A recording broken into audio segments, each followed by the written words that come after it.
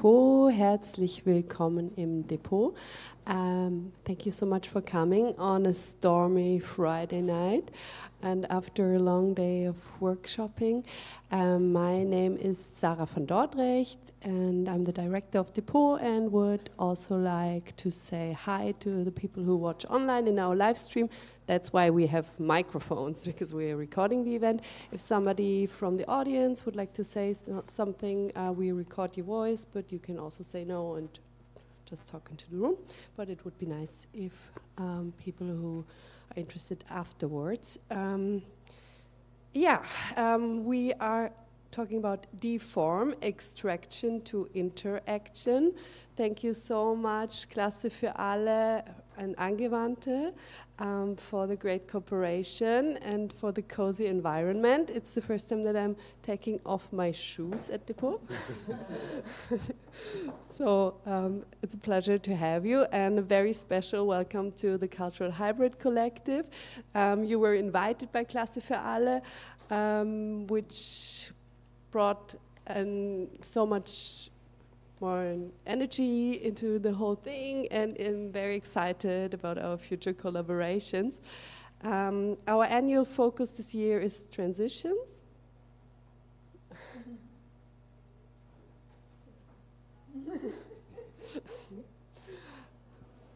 Our annual focus is transitions, and we invited the Klasse für Alle because of the transition of the earth with the composting project, and it's also a transition of knowledge because the Klasse für Alle is digging into this. We will hear about it later. Many thanks to the University of Applied Arts and especially Richie for organizing the whole thing. La Foresta from Italy is also here and will maybe add something later. Welcome, and I hope we will enjoy a cozy night together. Thank you so much. Thank you. Thank you for inviting us. And thank you, people, for tuning in through the stream. So you already heard we're from Klasse für Alle. I'm Richie, and this is Vic. And we are part of the team of Klasse für Alle. So shortly, Klasse für Alle is part of the Angewandte, University of Applied Arts in Vienna. And we are a department there where we try to open up the university. So everyone is welcome to join us there, no matter what your background, age, or qualifications. And we are learning from and with each other. And the people that really are involved with us and show interest, they are also open to propose projects for the group, if the group also is in the same vibe of it. And it's we're relatively young, so we exist for like 5 years now, and we're going into the 6th year. So, yeah, we're super excited to see where it is going next. And so, how Klasse für Alle works is we invite artists and professionals from different fields that are related with ecology, the arts, but also community, for example. And we invite them to, share their knowledge to other people. And we also have a new theme for this semester, and I will give the word to Vic, who can maybe shortly tell something about the semester that started for 2 weeks now. Also because we created this, we rearranged the space a little bit, and I would also invite you, if you feel comfortable, of course, to leave these chairs and come to us. But if you feel more comfortable there in the distance, it's also, of course, fine. But yeah, we tried to create like this circle so that it's also more a dialogue between all of us. So yeah, feel free to come here. So maybe I go a little bit back to Klasse für Alle, because Klasse für Alle is, like, as you said, a project that started 5 years ago. with the wish of the University of Applied Arts to open up the university, which, as we know, like is a quite elitist space. You need to pass like quite complex exams to get into, and then Klasse für Alle is like the idea to open this up and to use the resources for a broader group of people. And this is exactly what how Klasse für Alle came into being. It was like Andrea Lumblecker who came up with this idea of like Klasse für Alle, class for all. And this is then I think it went into this direction of like being a lot about ecology or like critical ecologies.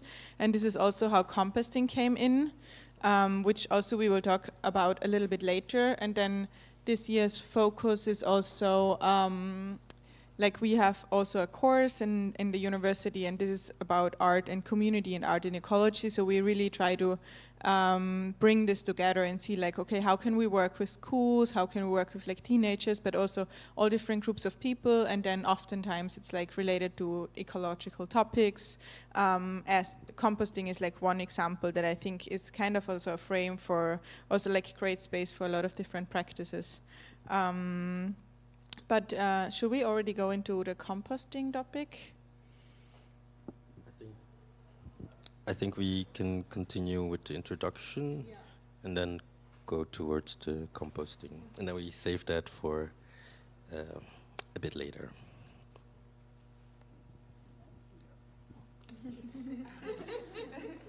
Hello, everybody. So we got the honor of being invited by Klasse für Alle, and we are coming from the Cultural Hybrid Collective. I am Bea, Andrea, and Mercy. And we have been part of a self-organized group that organized an exhibition for the Black History Month, last month, just a month ago. And we came to be quite spontaneously through a message from Lati in the Adoe, from the African diaspora group, being like, hey, let's do an exhibition. And we were like, yeah, let's do it. And it was this kind of spark of coming together and realizing that there is a bit too little space for BIPOC art and Black art, and also young people that have this wish to come together and share their experience as people of color in a majority of white and Western city, and sometimes also a bit unfriendly city. And yeah, there you see it's an honor to be here, but the group was formed by more people that organized: Sophia, Naomi, Lati, me, Andrea, Desi, Rumi, that also guided the evening, and Felix, and Mercy was part of the 20 artists that exhibited with us.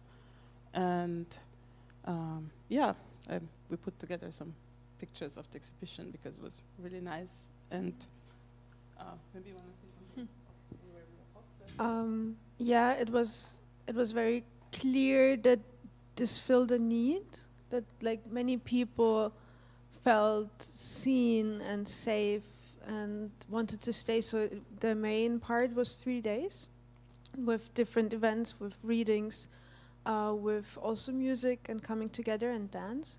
And you could really see that there was a need also with like so many people reaching out after one WhatsApp message, and then like a full exhibition coming together. So I think this goes to say like this tiny things of like writing one message and then creating spaces is very necessary still. And it was also fun and a lot of work, and hopefully some like there is already other things coming up through that, so that's really nice. Yeah, one note, I really liked how interdisciplinary the festival was, because the collective really has a full range of creative disciplines, like DJs, dancers, rappers, hip hop, you name it. Like maybe you can tell something about that, like how these artists came to be, or how did you find them, or were they friends already? Some of us knew each other from previous work, and also a couple of artists worked already together here and there, but honestly it really was just a group experience of reaching out and coming together. So I also was surprised by a couple of the performances because I did not know personally the performers. And I think there was a lot of inherent trust involved that we assembled the art and the performances in very little time, in 3 to 5 weeks. Everything was together. We found Mezzekere that hosted us, and their beautiful space also with so much trust, actually, to let us free reign and not ask too many questions because we had so little time. Maybe can you shortly say... Can you shortly maybe say what Mezzekere is? Because I think also it fits so much into what you have said of the necessity of these spaces, but also then of like transitioning as like a core topic of this semester. So I felt also with last year the festival, and now that there is a space, that if you, it would be great if you can talk a little bit, because I don't know if everybody's familiar with this space. So Mezzekere is a space actually opened by Cultivating. Cultivating has been giving out art fellowships to BIPOC artists in Austria, I think for like 15 years, about 15 years. But every year when it comes to the hosting events, they always have to also look and compromise. So this year, last year, they finally got the opportunity to, there's a new cultural space that's opened up at Apollo Gasse. There's also like book spaces in there, kitchens, and other cultural hubs are there. And they had the honor from Stadt Wien to get a rather big space where now exhibition can be held, workshops, talks, and so on. And particularly focusing on the BIPOC and queer community. Yeah. But again, it's also like it's thought of as a space for also informal gatherings and like to everything, every need of gathering and finding a place and having a home within the city that also feels like not a niche thing that will be like built down in 2 years or something, because this is where most culture in Vienna happens, is like in those in-between spaces before something gets ripped apart. And this is something that was just built up, so hopefully it will stay for longer. And they have already so many events now, and the official opening is only happening in like in a month or so, 2nd of May. So really follow Mezzekere, a lot will be coming. So you mentioned for the BIPOC community, and so I wrote 3 terms on the presentation, and I'll name them BIPOC, which stands for Black Indigenous People of Color, the Black African Diaspora, and People of the Global Majority. So why I put this here is to talk about, what do these terms mean for us personally, and I also want to involve the audience with these terms, because myself, I wouldn't define myself as black, more as Blasian, as in black and Asian, but so I'm wondering, like, if any of you also like have some thoughts you want to share how to define like these terms for yourself, or what feels comfortable.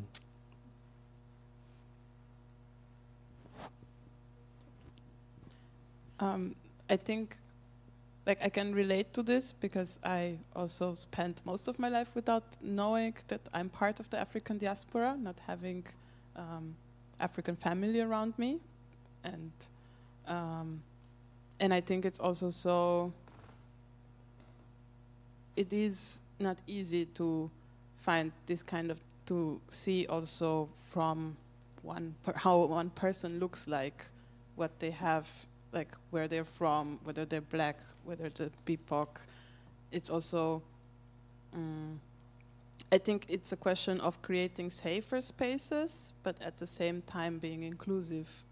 And with the exhibition, we were really focusing on the Black History Month, but I also feel like the group itself, like it's also called cultural hybrid, because of the topic of being hybrids, of growing up in different places and having different like families that maybe are not from that place, or different cultural influences, and then each person that is part in some way of the different diasporas have this, they are in this in-between state, in my opinion, of having a hybrid own culture that is pieced together, puzzled together, and maybe the fact that they are some hybrids and they recognize each other as hybrids, a bit like little mushrooms in this field or in this forest, connects them the most.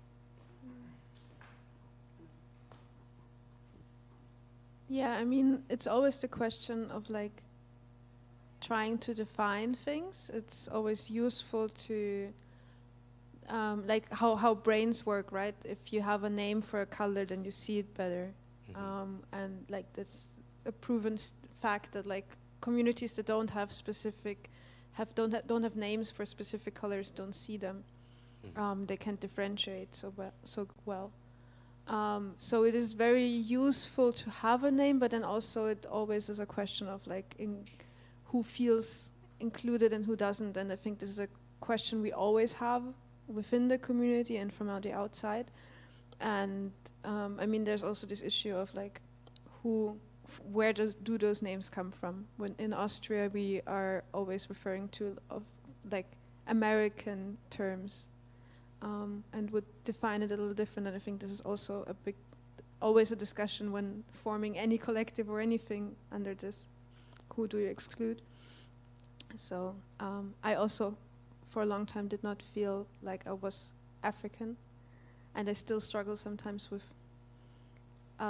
claiming that term. But I know now that I want to be in those spaces, and people are accepting me in those spaces, and then that's maybe enough for me for that term. But I like global majority most. I think it also shifts the power angle of this othering that happens otherwise often. I do agree with that, yeah. And I think we're going into like some transformation with these terms as well, because for the longest time it has been BIPOC, or like for like the last few years, and now it's going to people of the global majority. And I also agree this is a more neutral term to say that it's very factual too. And so now I mentioned transformation, maybe this is a good moment to go to the composting. So it's the other part of Klasse für Alle.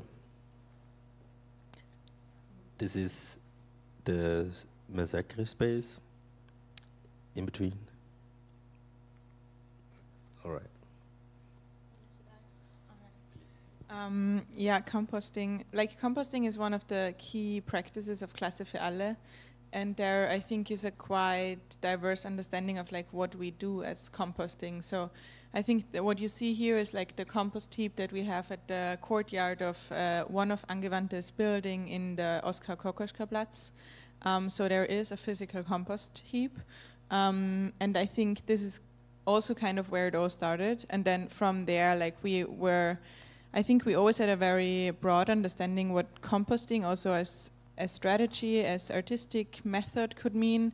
And I think when we go further, then we can also see, for example, this is a very good example. I think what also we would say is composting art.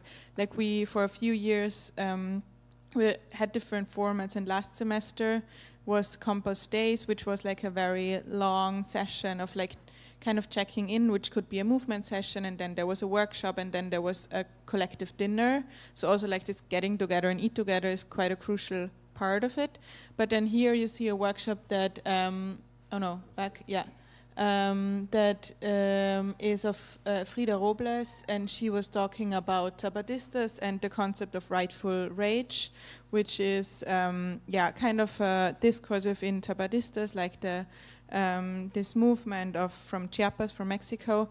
And like this is also something that finds place within our thinking of composting as some kind of like an emancipatory kind of anti-colonial kind of strategy, and we really try to think composting as like not only the strategies but also the topics that fit into that as like crucial.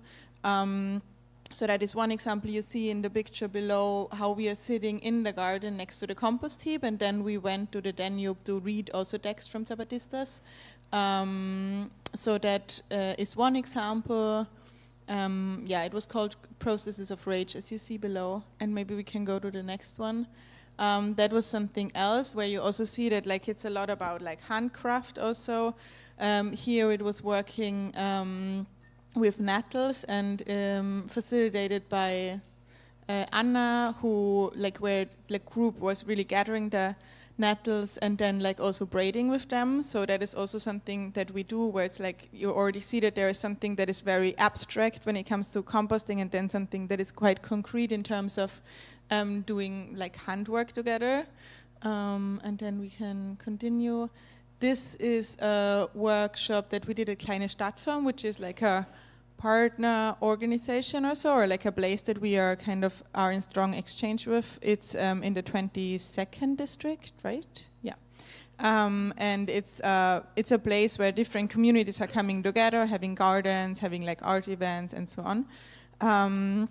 And there we did a Terra Preta workshop where we actually, like we talked a lot about fire, we talked a lot about the whole cultural legacy of Terra Preta as a, like Black Earth as a technique that is coming from the Amazonias, and then like what it also means to do it here and then practically doing it, but also like being aware that this is kind of a method that is coming like from a very kind of different cultural heritage. And so this is, you see that we were digging a hole where we then would, I think there are more pictures. Yeah, we would then like put the wood, and then you kind of at one point you extinguish the fire, and then it becomes this charcoal, which you would then put into the earth, and it gets filled up with nutrients and is then becoming a fertilizer. So basically our events are often like very much like the actual material activity, but then it is kind of embedded into the discourse of like cultural discourses, and also like what it means to kind of practice this. So it's kind of always like coming together in like different parts. Maybe the next picture. That was so I'm just going through so that you can see what composting means for us, but also like what the activities of Klasse for Alle contain and a variety of techniques. That was kind of again a spinning nettles workshop where the person who facilitated, Vicky and P, they would like bring the already dried nettles, and then we would, as you see in the photo above, like kind of do all the steps that would then end up like in actually creating a, how do you call this? Thread? Yeah. That then you could further do, I don't know, fabrics with also, on weaving them. What else do we have? This is like we were invited by Klima Biennale, which was like, it's again taking place this year, and it was the first time that it took place 2 years ago. They invited us as Compost Collective, which is a part of Klasse für Alle, to facilitate some workshops there and also build up a compost heap. So there you can see the compost heap on like this yellow Docker platen. And this was a workshop that I was facilitating with another artist, Michael, and we're doing a writing workshop. And I just really like the photo because it is as if the compost would be in the circle of other people and doing the writing exercise. And I think it's always like really thinking also with what composting means. And I think it's quite obvious that there is, of course, a diversity of materials, and then there is like different kind of diversities of like people coming together, but also the biodiversity aspect. And I think for us, it's also like I think the main aspect maybe is like this creating awareness for like natural cycles, and like how can we also like in urban spaces kind of create this awareness of the necessity of also like keeping nutritious cycles alive, or like not cutting them too much because all our life depends on them. but then we also try to think about it on metaphorical levels. So what is this what could this diversity mean, or like how can we kind of create awareness for, or like depending on like which people we work with, let it be like school children or like, I don't know, elders, how can we, like which methods can we use also to create this awareness? And so here we did this writing workshop where it was also, I mean, it was based on a book that I and Michael once published on seeds. And I said seeds is also like a topic that is so rich in like really going into different topics. So I think the compost is really also a container of like a lot of topics. So yeah. And then this as a last example, I think, is like also Yono is a member of the Compost Collective, and she facilitated this kimchi workshop where she would also, I think it was like starting from this Martha Rosler Semiotics of the Kitchen artwork from the 70s maybe. And then it was about kimchi making, but also about like storytelling on like Korean history, and I think also about Christianity, and then like getting this clay containers that you would put into the earth. So it was a lot about like doing the actual kimchi, but also on storytelling. So it was also like a multifaceted thing. It was not like we do one thing without the other. So it's often like we do handcraft, but then like it is so much about exchanging on topics that are kind of communicated through the actual activity or through the material. Yeah, and in this case, it was the kimchi that was kind of fermenting with the earth. Is there another example? Yeah, then this is the last maybe. That is kind of coming back where you see in the upper picture, we were recording with the compost and we were doing a compost composition in the end, which I think is, I think the like composing of like different, this was also at the area of the Klima Biennale. So we were, as this group, kind of recording sounds, and then also from the compost heap, but also like from the whole surrounding, and then like as a live interactive thing, like composing it together. So like people would still record it, and then one person was on the mixer and kind of recording this composition. So it was also about like the listening, the recording, the sound making. So that would also be for us a composting practice of like bringing all the different parts together as within sound. Yeah. So, is there maybe and deep listening? Yeah. Maybe I have a question. Yes, please.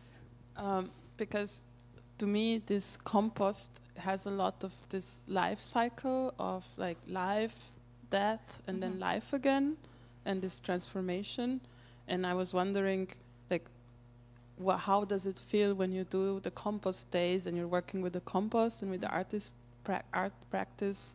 Does it feel like something dies, and does it feel like something comes alive again, or like how does it transform you as a participant or facilitator?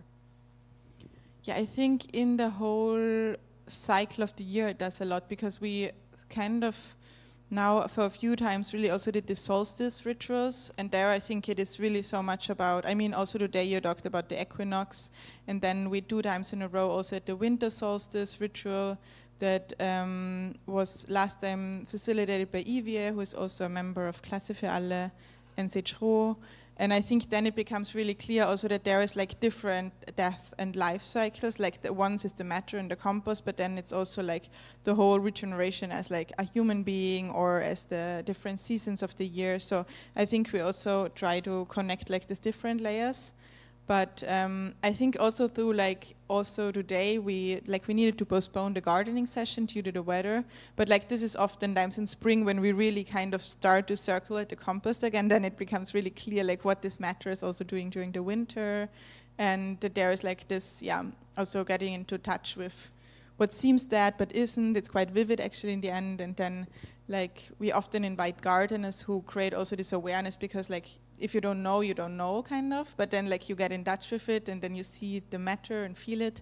So I think there is quite of this transformative process also of like life and death as an experience also for the participants. but I think also maybe not in one session, but like throughout the whole program of maybe a year or so, and maybe also through one session. So yeah, but it's a good point. Yeah, the cycles.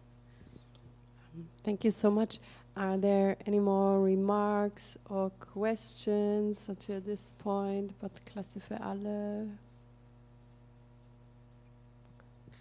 Maybe we would then also go on to our what happened today. We had a workshop on clay and insect houses, and yeah, as was already mentioned, we invited the members of the Cultural Hybrid Collective for this workshop, and yeah, we would like to ask you also, how do you see the work with the clay? What does it mean for you? What does like community work also mean for you? And here in the background you can see a few pictures of actually just a few hours ago what happened at the studio of Klasse für Alle.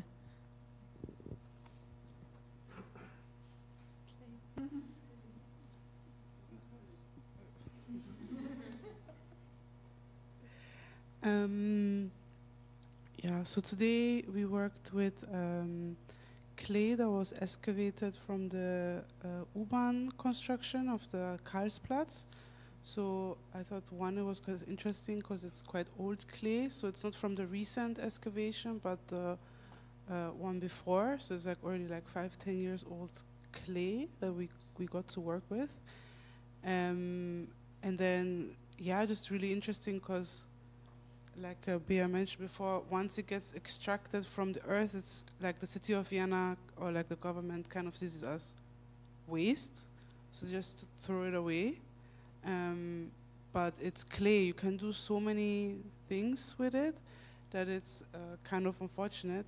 So I think it's really nice that, of course, I think as a function of an artist also, to go and reclaim those things and then make something new from them. And yeah, for this workshop we specifically, because of the garden and stuff, focused on making homes for pollinators, specifically bees. So we're looking at using clay and then not firing the clay, so that the bees, even if they maybe not choose to use it, they can at least harvest the clay and make their own homes with it as well. Because anyway, they always look for clay to build their houses with as well. So yeah, and I think it turned out really nice. Everybody was really into it. We got to talk a bit about like, hey, they are not just the bees that make the honey, but there are a lot of different types of bees that are like the bumblebee, different types that are not like necessarily like in a hive, but usually like kind of alone, but also not alone, because somebody asked a very interesting question, like if we make different sizes of holes into the homes that we build, doesn't that mean different types of insects would then come to inhabit? And we said yes, they do live alone, but they still co-live with other species of insects and so on. Like insect apartment, basically. Yeah. May I ask a very practical question? How did you get this clay from this U-Bahn 5-year-old thingy? I was aware that there is still some that the ceramic studio at Angewandte collected at the time when the excavation happened. They were in contact with the city. Yeah, and they kept some for their own projects, so they were donating it to us.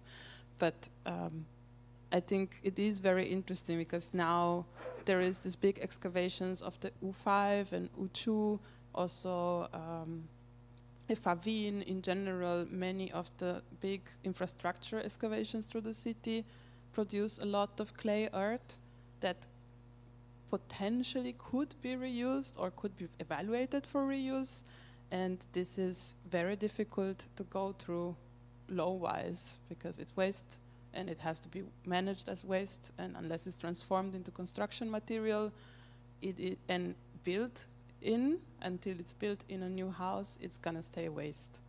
So it is also somehow an action of resistance and social resistance to claim some of the clay, and one could also go to the construction site and kindly ask for a bucket of clay, and it's very likely that they would give it to you because it's just earth, and do something with it, bring it back up and transform it in something like we did today for the insects and for the natural circle of the city and of life.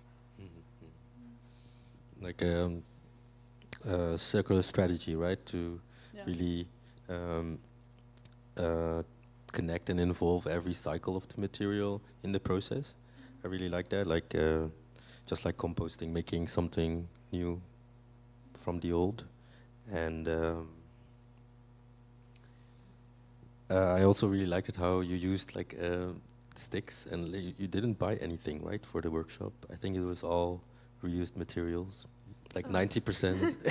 Yeah, I mean, especially the sticks, it was also very telling of like, we walked from one spot of Angewandte to another with the clay, and then we passed some gardeners, and they had some old plants that they apparently dug out of a place. And I know that like for wild bees, it's very important to have like those sticks that are dry but still kind of fresh. And they had exactly that. And it was like also this social anxiety of like talking to people and asking like for a bucket of clay or something is something that we are so disconnected from the earth beneath us, but also from each other sometimes, that I was like very anxious of asking. And then I was like, wait, this is stupid. This is what we need. They're throwing it away. This is exactly what like we talked about 5 minutes before about like how those type of sticks are very important. So then we asked them, and they were like cutting off one twig and giving it to us. And I was like, no, can we have more? And then he was like, 5 sticks. And then he was like, oh, or you can have the whole thing, but it was like with earth and everything. And then like with a few back and forths, we did get the sticks that you saw up there. But it was again like a practice of like also daring to see things in a different way than like we decided as a society upon them, especially with trash. That's like a big thing. But also linear strategies to circular strategies, right? Yes, exactly. On one end, but also like in general, reframing things, how we as a society claim stuff like horse poop as well. We put that as well into the clay to give it a little more structure and stuff, and also make it more durable for moisture. And there's like so many things of also how to come together and talk about things, because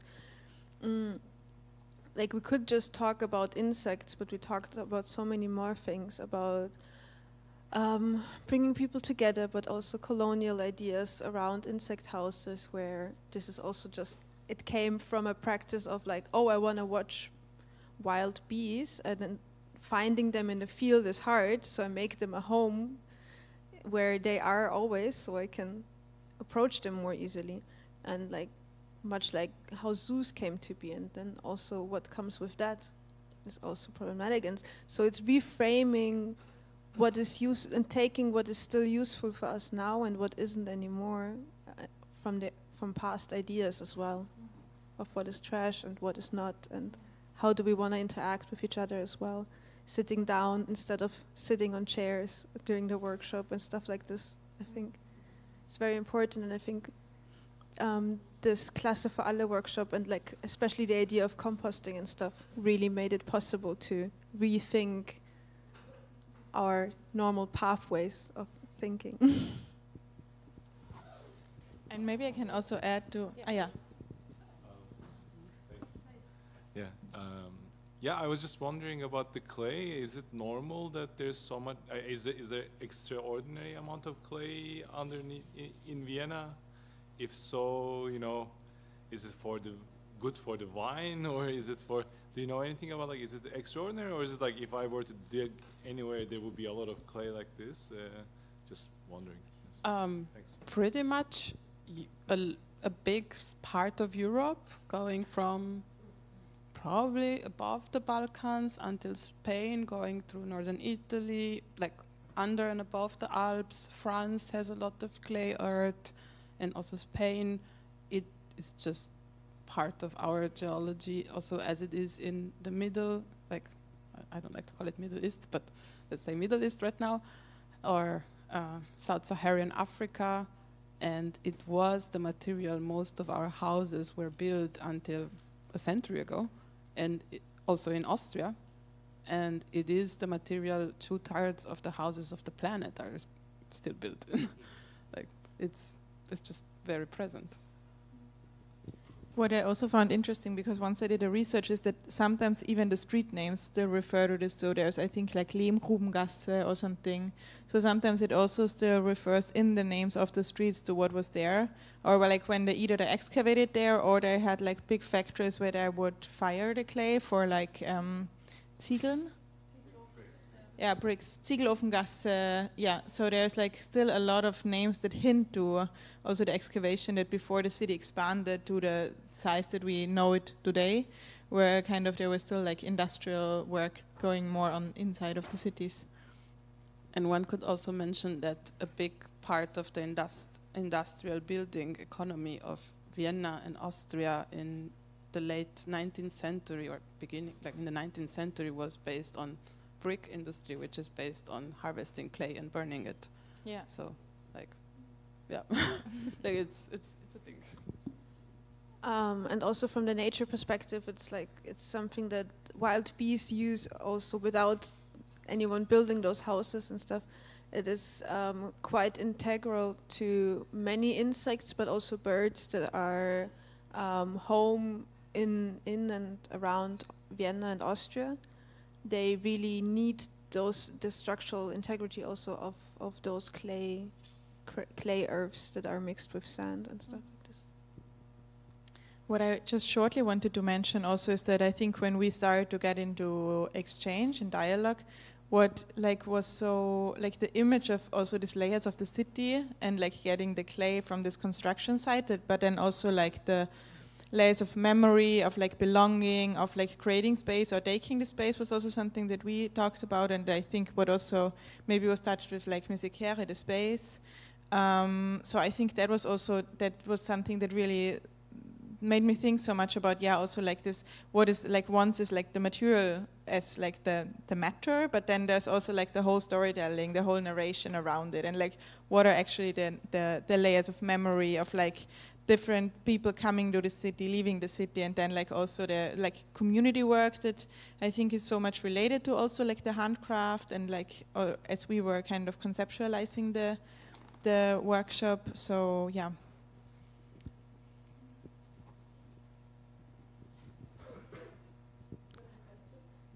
Sorry. Hi. Maybe you already talked about this in the workshop, but it's a very practical question. Do you like put some original bee populations, or are you hoping that the insects will find the homes you made, or? So the question is, how would the bees find the place? There is a lot of like insect and especially also wild bee population still around Vienna. I'm very glad, like this is very important as well. And I mean, you see bumblebees, for example, in the streets every now and then, right? So there's still a population around, and I think it's more overlooked rather than not there. That's also something that we talked about, how like houses is not the only thing they need. It's actually the least important thing they need. The most important would be plants and flowers that they need to feed their larvae and stuff like this. So this is why in some places in Vienna it's hard to believe that there's wild bees. But if you go on a balcony or something, a friend of mine has a balcony like 20 minutes from here on foot. So it's still the 6th district. And there's a lot of bees up there, even though surrounding him there's not that much. So they just find the place they need and where they can find flowers. and then they find their way around. They really don't need that much help from us anyways. This was also a topic that we had, that like this idea of like we need to build houses for them is also a very Western and colonial thing of like, let's go there and build schools or something like this. It's like you also mentioned. So yeah, the idea is insect homes are more there, and like the practice of building them together is more the idea of maybe bridging the gap between people and insects around them.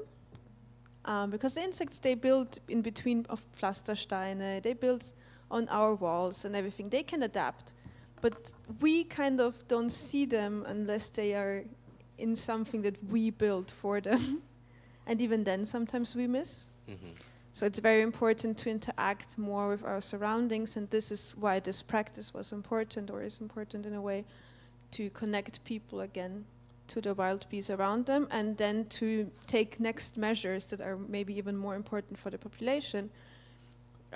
Planting more flowers, maybe thinking about how you are mowing your lawn, maybe thinking about, do you really need to, like, buying bio Gemüse and stuff. Not everyone can afford vegetables that are organic, but if you can, this actually does help to reduce fertilizers in the ground, which are a big problem for the wild grass population and then wild bee population. So stuff like this. This is more bridging the gap between you and I. Nothing else. I find it beautiful how you said that the insect, they don't have any problems looking for houses. And we shouldn't forget that insects actually see the city also as a landscape, and the buildings are mountains, and the places between the bricks are the creases in rocks normally. So it's very important to keep that in mind also for people that are working in the built environment. I myself have a background in architecture, so it's not good if we use too much concrete and like smooth surfaces, like all this glass and stuff. It's not really good, and insects also cannot really house there so well. So if we maybe use more brick or more porous materials, it's really also benefiting for the non-human species. Also birds, and we should also house them actually in our buildings. And in the Netherlands, there's a new regulation that you need to have some bird houses in certain facades, also different heights. And it's really important that these birds are housed, because they then can eat these insects, and these insects need to be attracted by flowers. So it's really part of the ecosystem that we shouldn't forget. All right.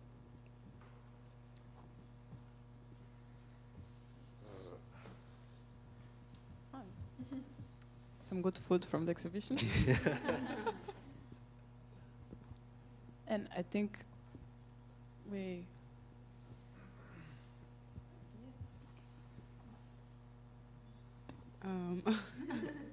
So I'm going to talk a bit about my practice in general. So I'm a visual artist. I focus a lot on ecology, sustainability, cultural heritage. And so I make sculptures from terracotta,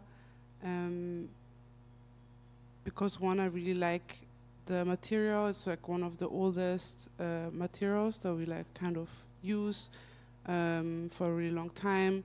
I mean, if you just go to the Wien Museum, for example, it's for free, the first, I think, 3 floors. You see so many terracotta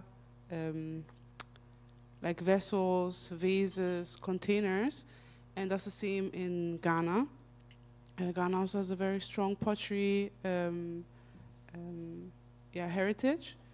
So and then I kind of incorporate the idea of the motia, which are in Akan folklore, are like these, I guess, dwarfs, kind of, that are sub-gods. They help the gods, but they also help the humans.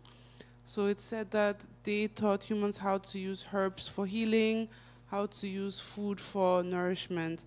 And if you weren't abducted by them and learned from them, you are not really seen as a full medicine person.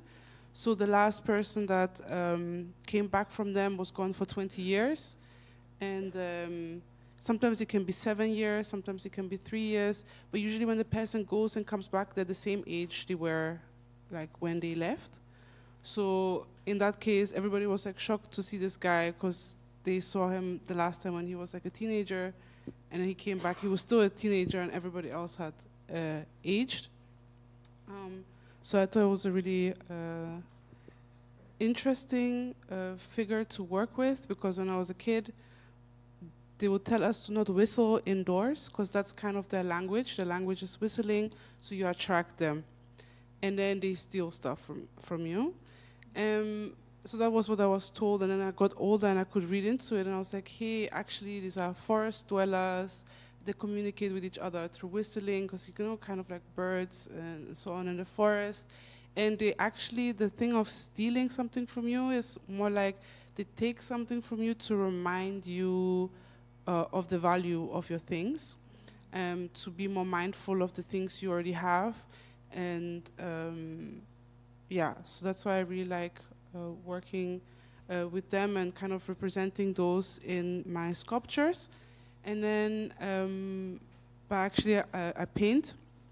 And I think in 2023 when I moved to Ghana, I was like around and I saw all these different, so my grandma lives on a hill in a rough, it's not a rough neighborhood, depends. It's a bit rough because not all the streets are built there. So it's like this hill, so that means when the water flows down the hill, it creates these crevices in the street. So you see all the different layers of the soil. So there I could see white stones, blue stones, like different color stones. And I was like, hey, I could actually make paint from that. Because, yeah, I mean, why not? So I kind of started with that, with the clay around and earth around my grandma's house, and it kind of kept on growing. And I started giving the workshops at the Künstlerhaus, where I was painting with people would make the pigments together, create the color together, and then just paint together. And you can see here some pictures. So also like different types of coal has different types of effects. Like there's Steinkohle. I mean, I think, okay, there's brown coal and then there's stone coal, I guess. Stone coal is more compressed, so when you use that one, it has a bit of like a glitter in it. So you can create like more like a glittery effect. And then the brown coal is like black, but with a note of things. So that's quite interesting. And then people also, I invited people to also bring stuff from their culture and so on. So that's also how I got to learn a bit more, experiment a bit more with things that I didn't think of using before. And that's also why I think like doing stuff in a community, doing things together is always nice, because you always learn from each other. You always kind of share skills. And yeah, especially because I did it with kids and I did it with adults. It was quite interesting to see what comes out.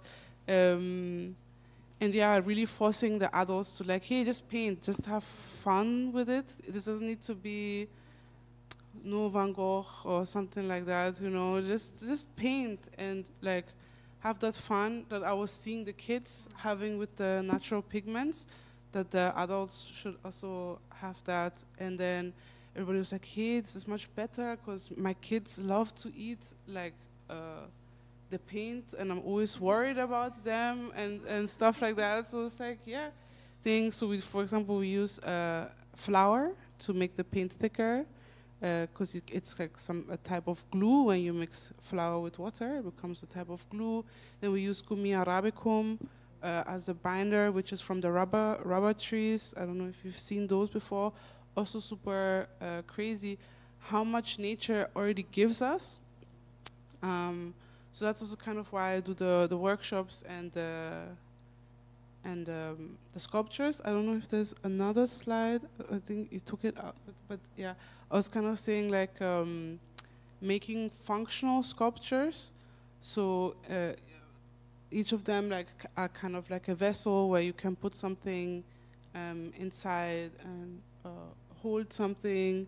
Or like the one in the middle, I don't know if it's visible in the picture, but there's an incense inside. So like the head is kind of smoking, which I feel like is kind of representative of how, like, you know, when you're stressed, your head is smoking, but then at the same time, you release steam, kind of.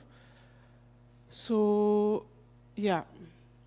So that's kind of the work I work with. And then each of the sculptures I put like healing herbs inside from Ghanaian and Austrian culture. I did half-half.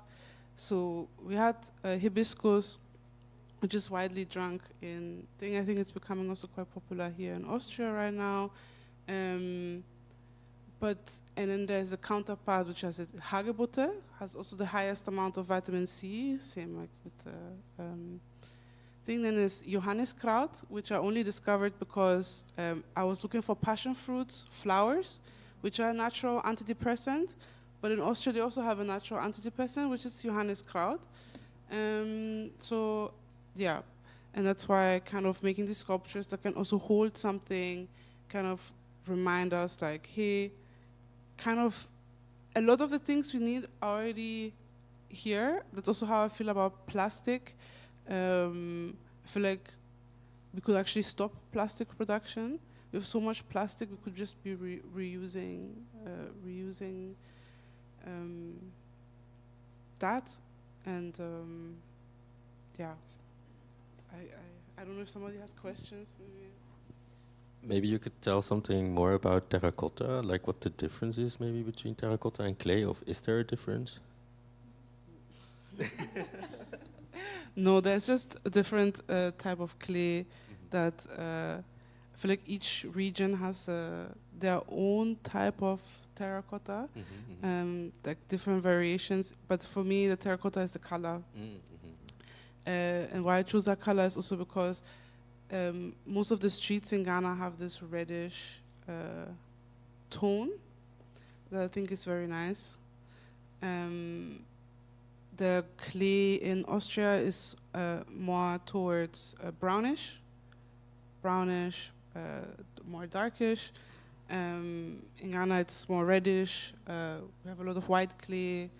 I also found blue clay, for example, there. But yeah, each clay has a different burning point, at what temperature it changes color, and so on. So that would be like on a more specific type of level that you just have to look at when you get to the clay. Maybe more of a comment, and then you can maybe expand on it. But I love the idea that you also mixed the healing herbs with Austrian healing herbs, because like a lot of what we see now is like people are trying to be more mindful and more like in their body, and also maybe use more natural healing capacities. And then they keep forgetting that there were witches in the past. There were like in Austria, there's a rich practice of healing and medicine that is local to every single place in the world, because every single place in the world where humans were, this was needed. So people found stuff, and so there were healers, there were witches, there were women and men finding places to like plants and healing potions.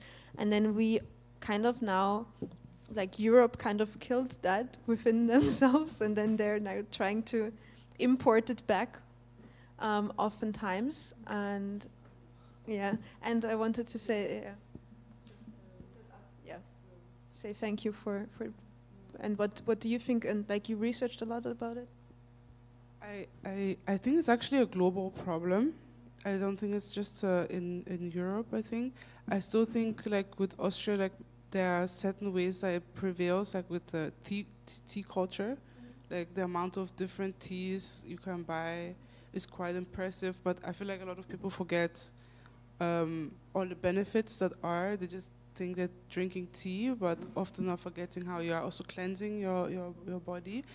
But another reason why I did this thing, because in Ghana we have a big problem with mental coloniality, like a lot of this going away. Like even my own grandma, when we were kids, like she had everything in her garden. If we fell, she had a plant that she rubbed together in her palm, and it became like a balm that you put on a thing. And my scars were like gone in like 3 days. No Bepanthen will do that, you know? But nowadays, when I ask her, like, hey, what? She was like, what? I used to do, like, it goes so fast. The loss of culture and memory and thing, it goes very fast, because she switched from having a garden to now all the compounds need to be full of concrete as far as possible, and you just do a little designed green patch that has like grass that you planted, but that doesn't have any value. But we used to have aloguintuguin, which is like this huge thing that is a cancer preventing and cancer healing fruit, you know. And yeah, papaya, that the seeds, you can also use them to kill parasites and so on, and like mangoes. And she was just like, yeah, but the leaves are falling everywhere. How is it going to look when people come over? It's going to give this feeling of unkeptness. And I was like, but nature, I don't know, I've never been in a rainforest and felt like it's unkept. I don't know if you guys also have that feeling, but there's so much symbiosis going on in like a forest and a rainforest. And that's also why I thought the workshop today was like very thing that we have to live more with insects. Like people were like, you're living in Ghana, how was it with the insects? I mean, it's like you just live with them, and we are just supposed to live with them. And a lot of this, and then a thing I also like to always ask during my thing, when's the last time you touched soil? When's the last time you touched grass? As a human being, that every other animal kind of makes sure that they always touch soil or grass in their life, otherwise they literally die. They literally die, and then we are here doing this. And then I had this other artwork with the ropes. Okay, that one is where I was talking about how there's like different faces with different emotions, how they're like interconnected, but also roots under the earth. Like all the plants under the earth are connected with each other.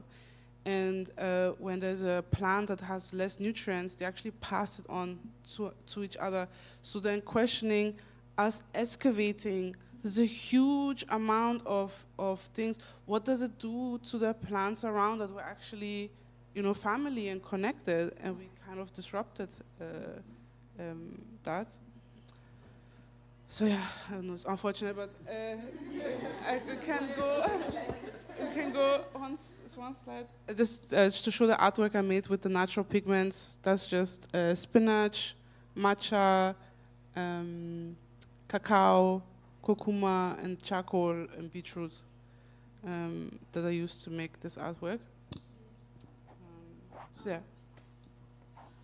Just to also expand again on this, like touching grass and touching soil is like proven to be good for your health. Like walking on barefoot on soil is really good for your health, not only for your feet health and muscles, this as well, but also like getting in touch with those bacteriums and stuff, even if it's not like next to your mouth or something, because we all say like kids should eat a little dirt and stuff, this as well, but also like through the skin contact. This is proven. This is like, if you believe more into scientific proof, there is that as well for this. And also like working with clay, we also talked about how with other participants in the in the workshop today that like this is also part of like mental health work, is often like part of therapy is working with clay, working with hands, working in community,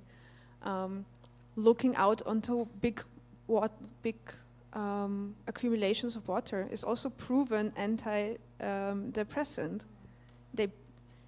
It's so crazy how distracted we are from those things and also from our own cultures always.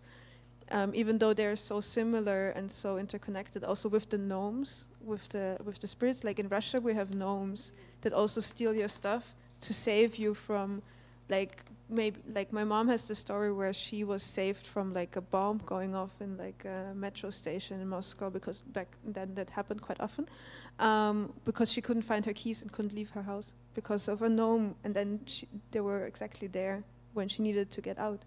So there's like stuff like this between all of our cultures. We're so interconnected with the soil, but also with each other. Yeah. A small anecdote. My dad told me this story last week. So during colonial times in Suriname, when the enslaved people escaped into the jungle, they maybe had to survive there for 2-3 weeks before they got out of it or they found others. But there was this flower, the heliconium, and in Suriname we call it the palulu, and it's of great meaning because this flower has a cone form. So the escaped slaves, they were looking for this flower, and it's very bright in color because they knew there is some water in it. So because of this flower, they could survive a bit longer in the jungle. And yeah, I found it very beautiful how important it is, this knowledge, like knowing what plants to look for, and while you don't have anything, no orientation or whatever. Yeah. In English they're called paradise flowers, and I think in German papagei, something like that. Papageienschnabel plant, something like that. But yeah, I mean, in general, like Suriname, super interesting place. I mean, for the enslaved that freed themselves, right? They could just live in the forest, but so they would then recruit like poor farmer boys from the Dutch countryside to go to Suriname to find escaped people that freed themselves, and most of them died within 2 days, 3 days in the rainforest, just because they didn't have this connection anymore to how to get around in the forest and so on. And so a group of freed enslaved people could take down 50 men, 100 men, and there are like 4 of them, just because they had this connection to the forest and worked with the forest. So yeah, I also think that's very important for us to like just know a bit. Like I always ask people, like, what you eat, do you know how it grows? Like, does it come from a bush? Is it grown in the ground? You know, I think something that we should every day like kind of question ourselves, and also very important to plant something ourselves to know the amount of labor that goes into making one tomato or one cucumber. Yeah, I would always recommend that. I think it's amazing that now we're like back to the composting and the planting yourself. And I feel like, because I tend to zoom out often, and I feel like it's beautiful how your art is way more visual and a different practice from the composting practice, but somehow you describe a process that to me sounded very similar, because there was this observation of the layers and this harvesting and transforming the different materials into pigments or into clay, and then bringing it back to life also in the community, and how much there is of this learning from each other. And I was wondering if you also saw these similarities in the practice, like in just the logic of how you leave the city and harvest and then bring back together. You mean the similarities between Merce's like art practice and ours? Yeah, I think now that you mention it, I think I was just thinking about something else. So it's a bit too. No, I tried to. Yeah, no, I think it's a really good Beobachtung. Like, it's really nice. But like, I thought also about making another bridge, because also about like this knowledge of like where the food that we eat are growing, and kind of creating or recreating this knowledge, I think, which is about to vanish. I also thought that maybe this is a good point to introduce our guests from La Foresta, because Klasse für Alle is like currently having a cooperation with a community garden in Rovereto in northern Italy, in Trentino. And two of the people who are working there, Francesca and Carmen, are here. And we thought about shortly introducing them, because I think from what I got, it's also in the community garden that is called Comonorto. It's also so much about kind of sharing this knowledge or creating this knowledge. So maybe you can join us in talking a little bit about what you're doing. Yeah, maybe I can come there. So. Yeah.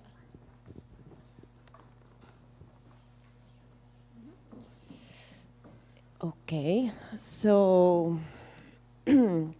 so yeah, Comunorto is a community garden which was born actually 10 years ago. So this year we celebrate the 10 years of the garden. Thank you. Okay, don't worry. It's interesting because the garden has gone through several processes. We have always tried to adapt to the needs, the people living in the garden, because we felt that maybe the initial model was not actually working for everyone, so we tried to listen to the inhabitants of the garden, both animals, humans, and everything.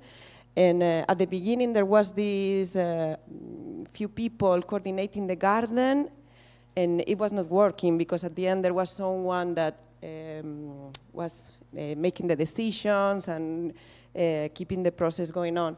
And we felt that we need to change how it worked, so we started dividing the garden into groups. So nowadays there are like 7 groups, and each group manages the garden independently, but we have some common spaces that we manage together. We have the tools, we have the compost, of course, that we manage together. So we found our way of being together, but also, feeling okay with this thing, because of course for most of the people is a volunteer. It's a volunteer work, and you really need to feel to come into the garden once you finish your stuff, your work, your life, your family. Nowadays we are really happy because it really became a community garden. We are also happy because at the beginning it was created actually for helping asylum seekers, because there were many asylum seekers in Trentino. Now politics changed in Italy and in many other places, as you know. We had some refugee camps, but they closed. So we had to change a bit our target. At the beginning, we were doing these trainings for asylum seekers, but they were not there anymore after a few years. So yeah, we had to switch target. And we were always aiming to arrive to the non-Italian people by inviting, cooking, but it was not working. And of course, we didn't want to force anyone. And slowly, people start coming in the last years, and nowadays we became we are like a garden from the East Europe. So we have people from Romania, from Hungary, from Ukraine, and it is nice not to see that at the end some people that were not local inhabitants started living the garden, and also we really felt that many times these cultures, they are very used to recycling, using old materials, and we are very happy with this, because we have a lot of stuff built out of recycled materials, so it's actually in the line of how we want to do things. We also did several collaborations with university. This is, for instance, it's a pity because it got stolen, but there was a dryer, a natural dryer. So you could put your fruits, leaves, and all aromatic herbs inside, and thanks to the sun heat, it will dry all the plants. But yeah, we also live with the community challenge, and luckily we didn't have that many problems in the years, but this is one of the few examples in which we were really sad, no? Because this project was made by 3 students from the Bolzano University, and yeah, it disappeared. So sometimes we also deal with this thing, and we don't want to close the garden, of course. This is one of the priorities, but we have to understand how to survive within the context, because the garden is nice because it's a bit hidden. So nowadays a lot of students come to smoke, and for us it's okay, but they threw everything on the floor, and this is a challenge nowadays. And actually, Francesca and I, we work with kids, and usually we have to arrive earlier to clean the garden because there is a lot of stuff on the floor, and sometimes like bottles and, you know. Yeah, but we are very happy, no, about doing this. The garden is also an answer for the local people because Comunorto is in a very popular neighborhood, and we are happy that many people who don't have a terrace, a balcony, a garden, they use this place for, you know, relaxing, chilling, cultivating, also cultivating local organic veggies, no? So, yeah, I think we are at a good point. Yeah, actually, La Foresta, which is the other project that is part of this new Erasmus project, let's say, is like a brother of Comunorto, and a few people from Comunorto, because Comunorto was born earlier, we became also Foresti, we created La Foresta together. So let's say Comunorto is like the outdoor space, while La Foresta is more indoor, although we do focus a lot in Foresta and multi-species approaches, nature, but yeah, there is a physical boundary because La Foresta is in the station, train station, and it's a closed space, while Comunorto is a garden. But it's nice the interactions that there are through the 2 beings, because we try to also call them, La Foresta, you know, is like a forest, so it's very biodiverse and mysterious, and yeah, Comunorto is also full of many different species, and we collaborate, we enrich from each other, and yeah, I really feel, I mean, we are meeting actually today, but I feel that there are a lot of similarities among us, and but also I think we are discovering new things, so it's a great opportunity to listen, to observe, to exchange practices and approaches, and yeah, to see how can we, because I think it's a common thing, no, that we still, all of us have to deal with society, and it will be nice to arrive to the general society and transmit our messages, no, about how important it is to take care of biodiversity, about you know, about our future, the climate, because I don't know how do you feel here, but in our place, yeah, many times we feel like a little bubble, no, and then there is in Rovereto there are a lot of big mall and you know, many people. We really see with the school because these kids come, yeah, from this popular neighborhood, and if you ask them, what did you do the weekend? They tell you, I went to the mall, and yeah, sometimes we say, don't you ever go to have a walk? Because we have an amazing nature, and many of them, no. Even the park, no, like, and you say, okay, this is something to reflect on, I think, no? So, yeah, there is this big challenge, and I think facing this challenge through practice, food, conviviality is great. And I feel that you also are on this way, so yeah, let's cooperate to try to make the world a bit better, let's say.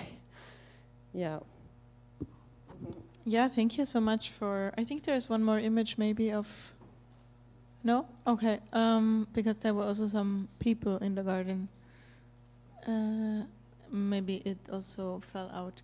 thank you so much for talking about it, because I think it connects to also what some of you said with like how can we bring certain practices back, and I feel like also what you say about the neighborhood and then like involving really people. So what are actually practices that like could bring back the walking barefoot on the earth, or like growing your own vegetable and like seeing or knowing like how you can like use herbs as medicine and so on. So I think that's, yeah, I'm excited about the collaboration.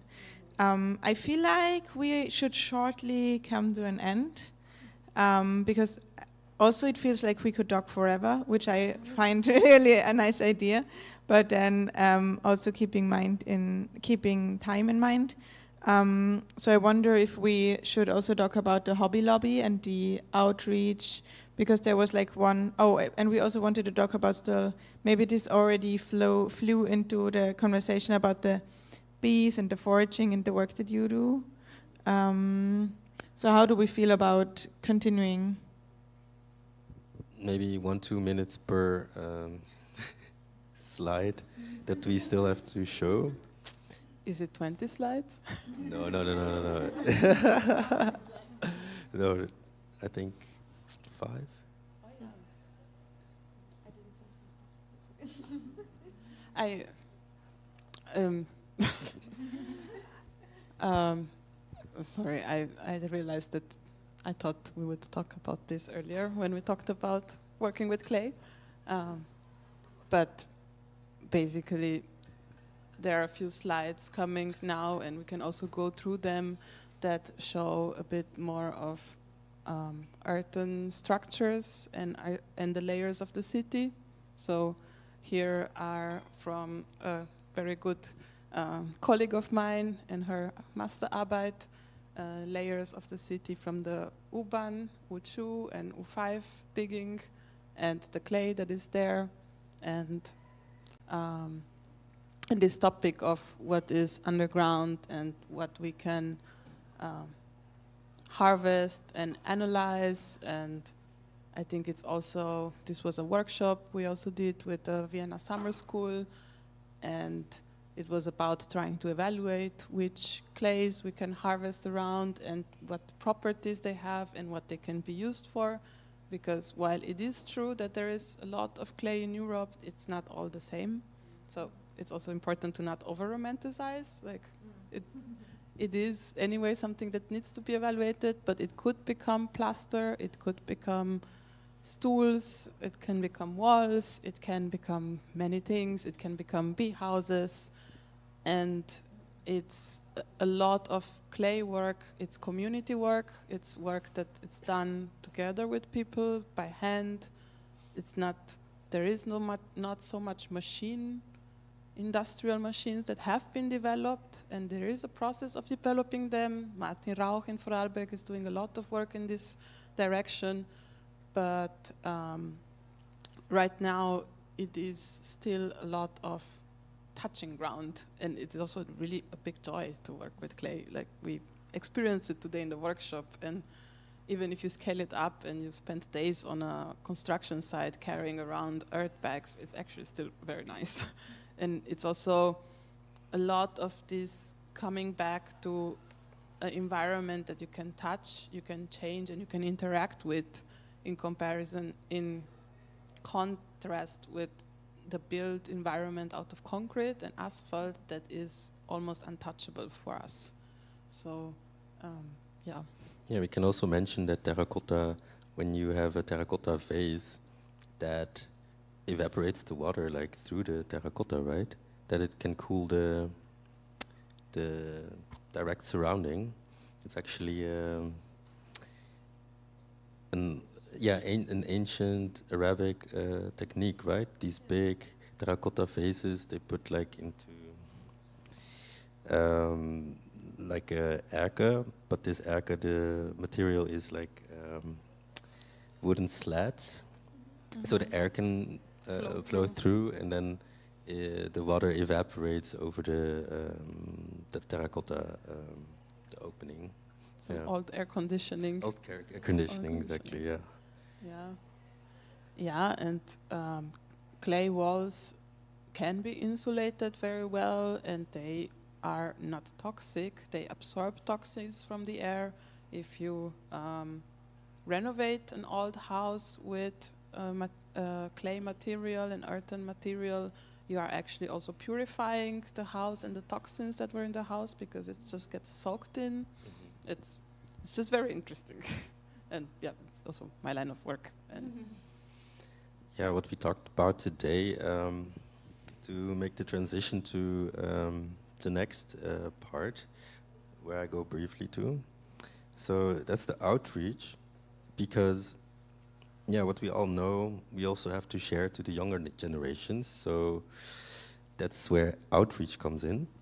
So I was shortly wanted to mention that yeah, we shouldn't forget the youth and make art more accessible for the marginalized.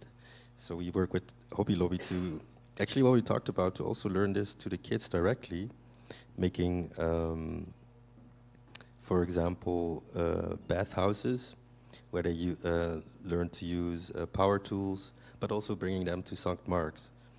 St. Mark's is in Vienna, an area where they want to build a mall, a shopping mall, or like an event hall, something like that. But the community didn't like that plan, and yeah, they joined forces together and made it a garden and like actually a community space, but also a skate park, as you can see. Sorry, you need to tell us what Hobby Lobby is. Okay, sorry. So Hobby Lobby is an organization in Vienna that gives workshops for kids for free, and like more than 90 different workshops. And what their motto is, kein Bock auf Couch. So I don't want, to not stay on the couch at home, but go outside and join the workshops that range from art to sports to graffiti, a lot, 90 of them.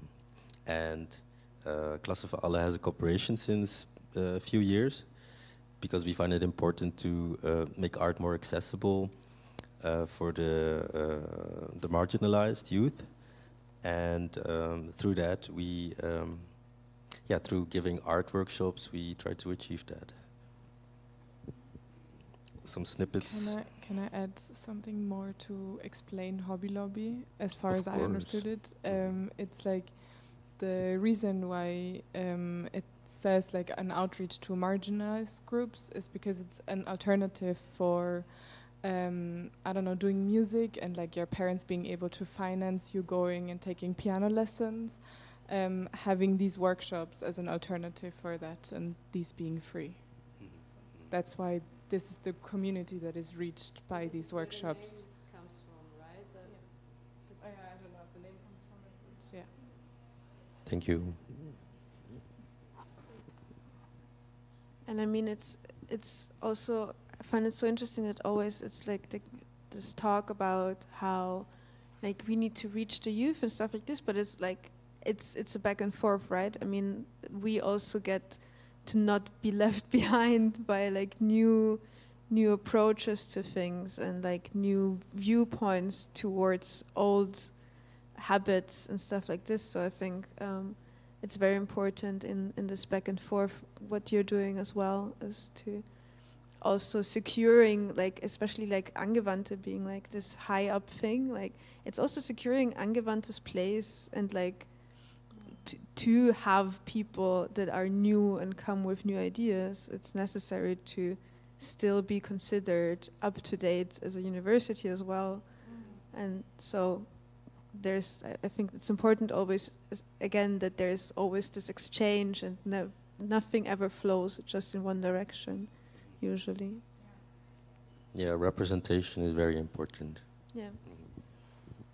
And the last point, I think it's a good closing circle, because why I mentioned representation,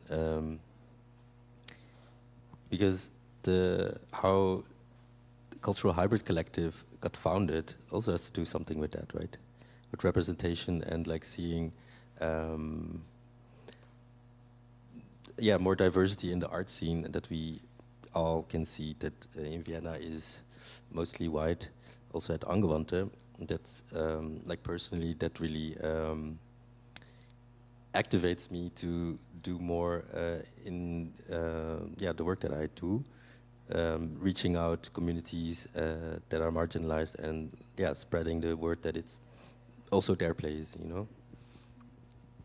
Yeah, I think for me, this what happened with our collaboration and what happened with our collaboration within the collective. It's a lot of this being brave in reaching out, and also I feel like also what La Foresta does, it's making it happen because you want it to happen. It's like you don't wait out for a community to find you. You don't, like, it's so easy to sit around and wish for it and be like, oh, I wish I would have this group of people that would join me in having these beautiful community activities. And I was also sitting around on my ass for many years being like, oh, I wish I could have so many beautiful colored people around me that share my life experience. And like I was saying also before, it's not that we're ever ready, and it's not that these people are there and we're just unlucky not finding them. It's really in the process of life to make space and to reach out. And I felt like very connected. That's why I also brought this quote from a book I'm reading, Women Who Run with Wolves. But it's mostly a lot of stories and archetypes. And this has so much of this composting and gardening and community in it. And it says the life, that life goddess, it's always also a creator goddess. She makes, fashions, breathes life into. She's there to receive the soul when the breaths, run out. Following her footprints, we endeavor to learn to let be born what must be born, whether all the right people are there or not. Nature does not ask for permission. Blossom and birth whenever you feel like. And I feel like a lot of this work we're doing is blossoming ourselves and our communities, and it's like, it's not easy, but we just have to let it happen. I don't know if you want to add something. Thank you so much. Thank you for all the insights and the layers you took us tonight, and take some of the last thoughts for further consideration, also as an institution, and I think maybe somebody else as well. And thank you so much for coming, and maybe we can share a drink and have a good weekend. Thank you. Thank you. Thank you.